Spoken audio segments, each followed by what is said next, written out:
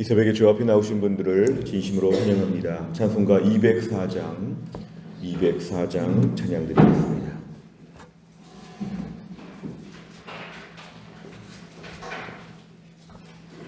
찬송가 204장 찬양드리겠습니다. 204장입니다. 주의 말씀 듣고서 준행하는 자는 반석 위에 터닫고 집을 지음 같아. 비가 오고 물나며 바람 부딪혀도 반석 위에 세운 집 무너지지 않네. 잘 짓고 잘 짓세 우리 집 잘 짓세. 만세 반석 위에다 우리 집 잘 짓세.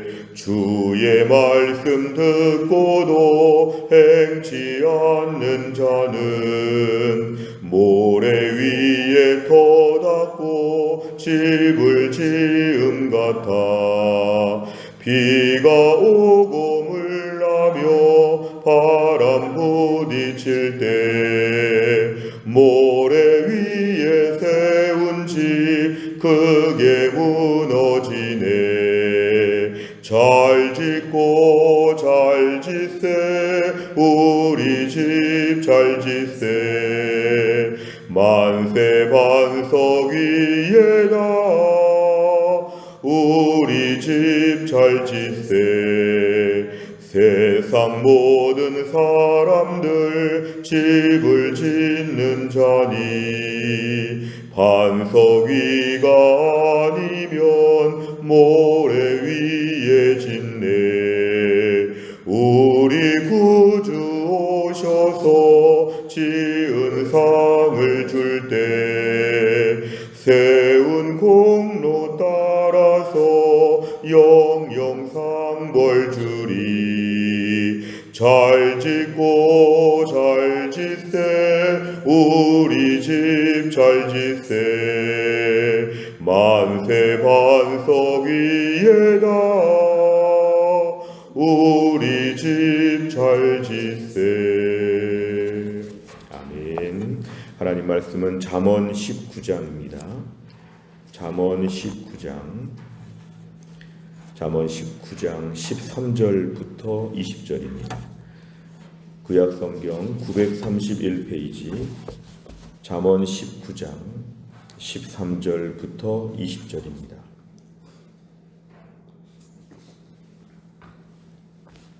잠언 19장 13절부터 20절까지의 말씀 저 한 절씩 교독하겠습니다. 미련한 아들은 그의 아비의 재앙이요 다투는 아내는 이어 떨어지는 물방울이니라. 집과 재물은 조상에게서 상속하거니와 슬기로운 아내는 여호와께로서 말미암느니라. 게으름이 사람으로 깊이 잠들게 하나니 태만한 사람은 줄일 것이니라. 계명을 지키는 자는 자기의 영혼을 지키거니와 자기의 행실을 삼가지 아니하는 자는 죽으리라.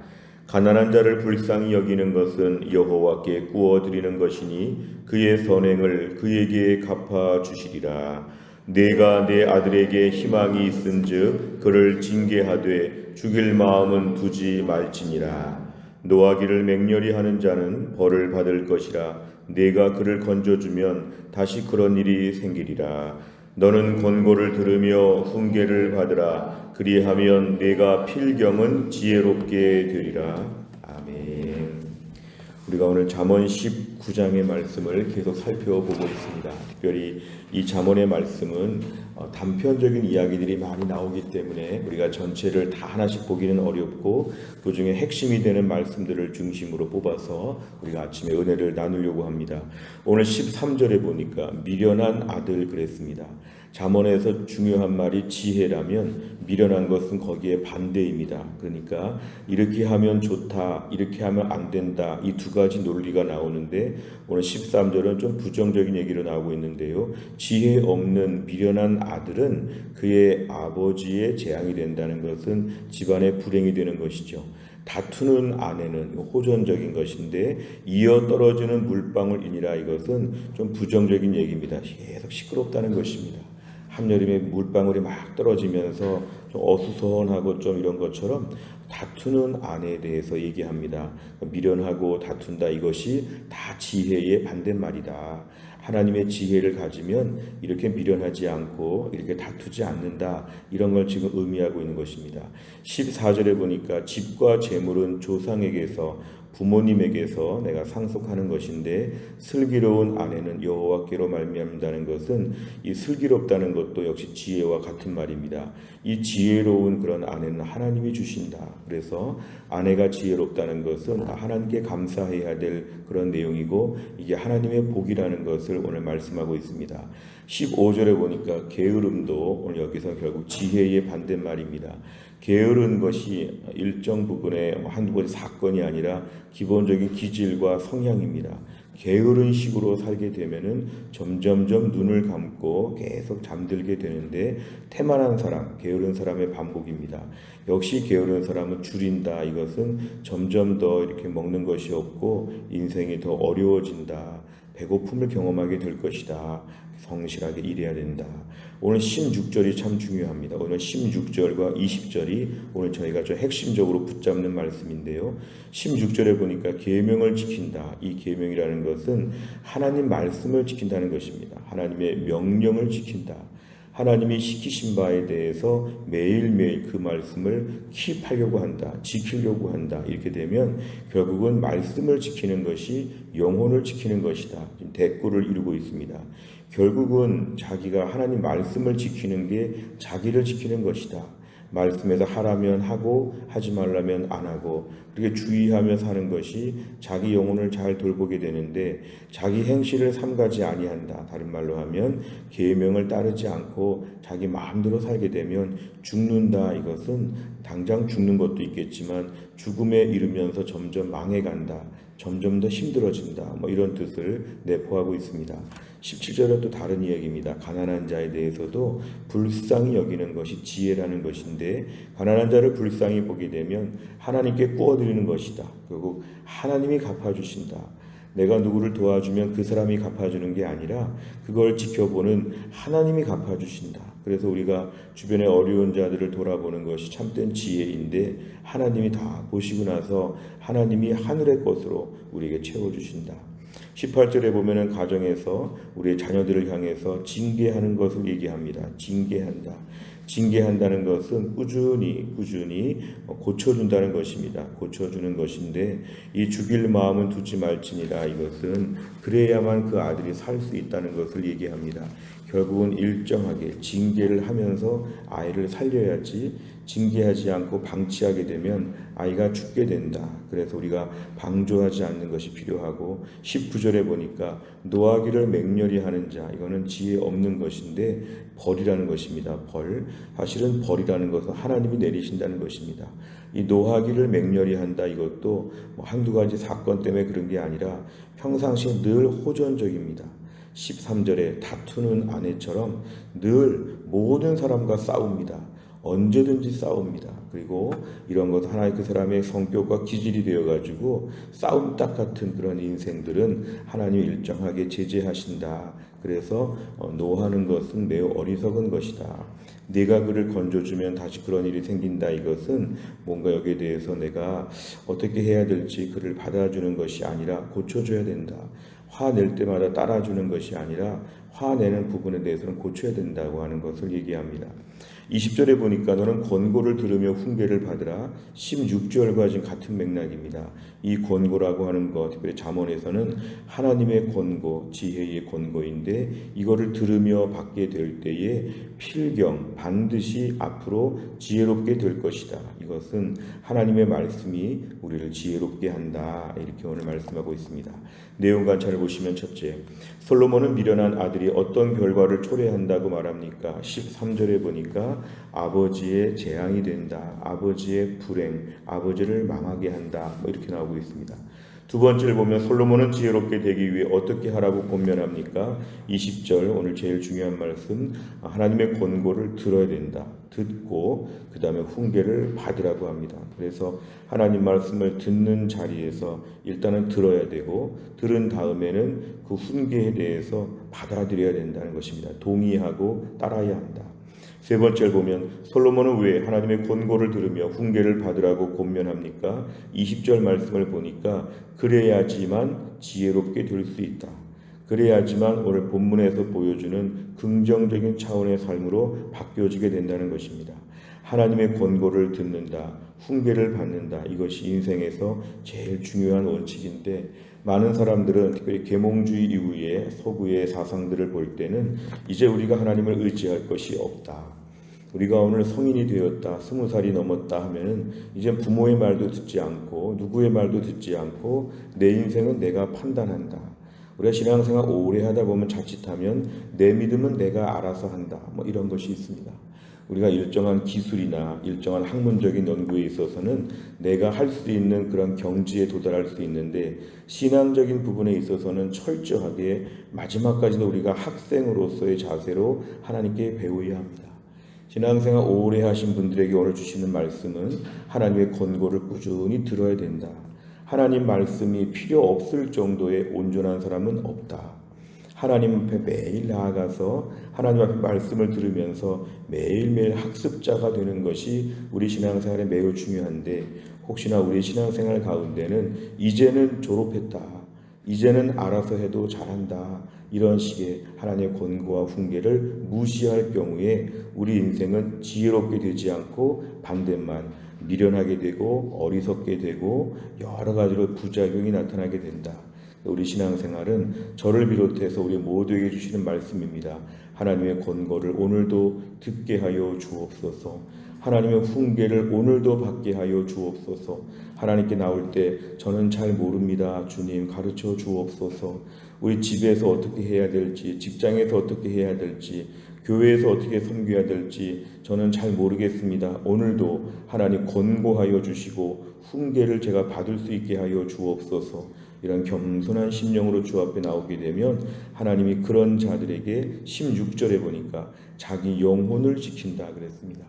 영혼이 일정한 은혜의 상태를 유지할 수 있게 되고 이 땅에서 우리의 심령이 안정적으로 유지가 될 수 있습니다. 우리 신앙생활 불안정하게 하는 것은 하나님 말씀이 불안정하게 우리에게 들어오기 때문에 그렇습니다.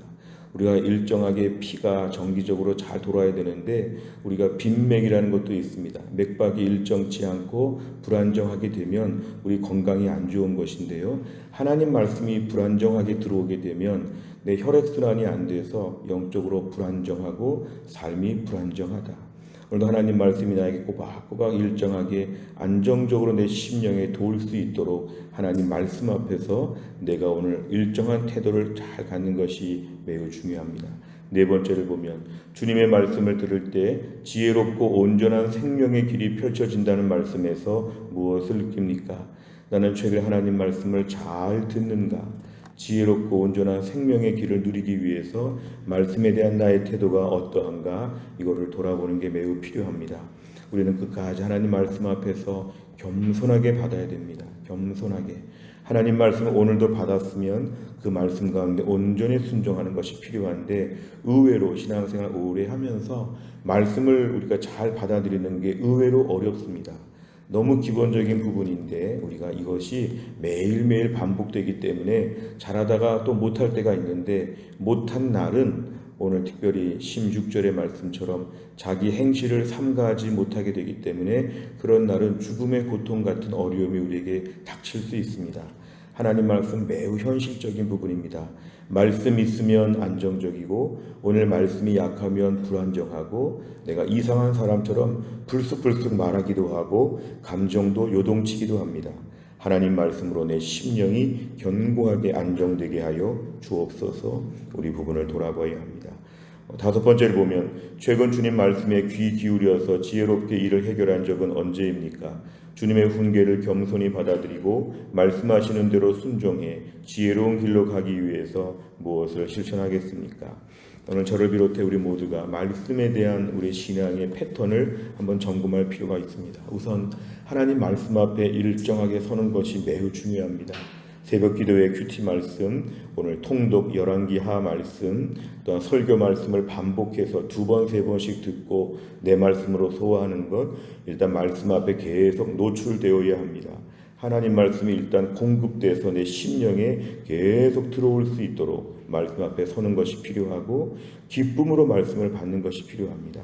기쁨으로 말씀을 받고 듣는 말씀에 동의해야 됩니다. 동의. 하나님 말씀을 동의해야지 듣다가 말씀을 저항하고 거부하게 될 때는 말씀 없는 것과 똑같습니다. 하나님 말씀에 계속 동의할 수 있도록 계속 수용할 수 있는 것 중요하고, 이 말씀에 대해서 순종하려고 결심하는 태도, 그리고 이 말씀을 서로 나눌 수 있는 사람들이 있는가. 하나님 말씀이 내 인생에 매일매일 최상의 컨디션으로 하나님 말씀 앞에 서는 것이 우리에게 기도 제목입니다. 말씀 없으면 불안정하다. 말씀 없으면 심령이 강팍해진다. 오늘 하나님 말씀 앞에서 꾸준히 듣고 그 말씀에 순종하고 그 말씀의 은혜로 이 광야와 같은 세상에서 말씀의 능력을 다 체험할 수 있기를 주의 이름으로 축원합니다. 기도하겠습니다. 하나님 아버지 감사합니다. 이 새벽에도 하나님이 저희들을 깨우셔서 또 한 날 하나님께 나와 찬양하고 하나님께 나와 말씀 듣고 기도할 수 있도록 우리에게 복된 인생을 연장하여 주심을 감사합니다. 오늘도 기도합니다. 계명을 지키는 자는 자기 영혼을 지킨다고 하였는데, 하나님 말씀을 오늘도 듣고 지키는 가운데 우리 영혼을 지킬 수 있게 하여 주옵소서. 얼마나 불안정한지, 얼마나 강팍한지, 얼마나 맹수와 같이 순간적으로 급변하는지 우리의 심령이 우리가 믿을 수 없는데, 오늘 하나님 말씀이 내 안에 충분히 들어와서 말씀 가운데 심령이 부드러워지고 안정적이 되고 은혜롭게 하여 주옵소서. 우리의 삶에 있는 모든 불안정한 요소들이 많고 세상의 악한 사탄이 거친 것들로 우리를 건드리고 유혹할 때가 많이 있는데, 하나님 말씀이 내 심령에 튼튼하게 채워져서 오늘도 주님의 말씀으로 지혜로운 하루가 될 수 있도록 인도하여 주옵소서. 하나님 교회 안에서 오늘도 우리 김혜은 권사님을 하나님이 고치셔서 이번에 이제 항암 치료를 마치고 또 3주 뒤에 또 항암 치료를 받게 되어 있는데, 하나님이 함께 하셔서 이 골육종암의 모든 병이 사라지게 하여 주시고 하나님의 특별한 은혜로 회복될 수 있도록 우리 권사님의 생애를 하나님이 축복하여 주시옵소서. 하나님 신효승 권사님과 한재율 집사님을 비롯하여 허충기 집사님을 비롯하여 교회 안에 몸이 약한 분들을 오늘도 하나님이 돌보시고 약한 가운데 주의 은혜를 경험할 수 있도록 하나님 도와 주시옵소서. 하나님 아버지, 나라와 민족을 위해 기도합니다. 6월 3일에 대통령 선거를 앞에 놓고 이제 한 달 가까이의 모든 본격적인 대선 레이스가 시작이 되면서 하나님의 은혜가 있게 하여 주옵소서. 저희는 사람들을 잘 알 수 없고 누가 이 나라를 이끌어야 될지를 잘 모르겠습니다. 하나님이 두드러지게 하여 주시어서 5천만 명의 마음이 움직여지게 하여 주시어서 안정적으로 이 모든 과정이 진행되고 나라와 민족이 어려울 때 새로운 지도자가 잘 세워질 수 있도록, 이 나라 이 민족의 마음이 모아질 수 있도록 하나님이 함께하여 주옵소서. 하나님 아버지, 오늘도 성도들 우리 직장생활과 또 가정생활, 우리 아이들 학교생활 하나님 붙들어 주시고 또한 나를 잘 감당할 수 있도록 하나님이 함께하여 주옵소서. 한날의 일정을 주님께 의지하오며 예수님의 이름으로 기도하옵나이다. 아멘. 매주 금요일마다 기도하는 100대 기도 제목, 다락방 예배와 전도회와 새가족을 위해서 기도합니다. 71번부터 84번까지 오늘 기도해 주시기를 바랍니다. 주기도문 하겠습니다. 하늘에 계신 우리 아버지여, 이름이 거룩히 여김을 받으시오며 나라의 임하옵시며 뜻이 하늘에서 이룬 것 같이 땅에서도 이루어지이다. 오늘날 우리에게 일용할 양식을 주옵시고 우리가 우리에게 죄 지은 자를 사하여 준 것 같이 우리 죄를 사하여 주옵시고 우리를 시험에 들게 하지 마옵시고 다만 악에서 구하옵소서. 대개 나라와 권세와 영광이 아버지께 영원히 있사옵나이다. 아멘.